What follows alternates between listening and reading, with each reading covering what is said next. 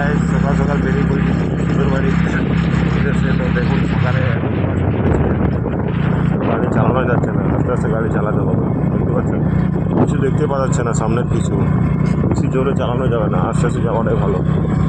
দেখুন প্রচুর কুয়াশা, আর এই কুয়াশার মধ্যে আমি বেরিয়ে পড়েছি, কী আর বলবো। দেখুন খুব সাবধানে সাবধানে গাড়ি চালাতে হবে। সামনের থেকে কিছু দেখতে, সামনের থেকে যদি কিছু গাড়ি আসে সেটা দেখতেও পাওয়া যাচ্ছে না। দেখুন কী অবস্থা, এতেও প্রচুর পরিমাণে কুয়াশা পড়েছে।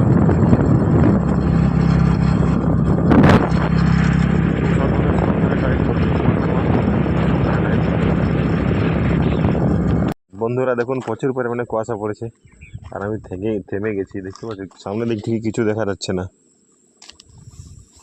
এই যে দেখুন শুধু চারিপাশে কুয়াশা, এই কুয়াশা। সো গাইস, আমি আমার দিদির বাড়ির স্টপেজে পৌঁছে গেছি, মানে ফটকে পৌঁছে গেছি, ওদের ফটকে বলে এদিকে। আর দেখো ওইদিকে চাষ হচ্ছে পুরো, মানে জমিতে পুরো জল আছে, দেখতে পাচ্ছ। আর একটু পরে এই রাস্তাটা দিয়ে ট্রেন আসবে, দেখুন দেখাচ্ছি আপনাদেরকে। আর ওই যে দেখুন ট্রেনটা আসছে, দেখুন এই যে চলে গেল, দেখুন।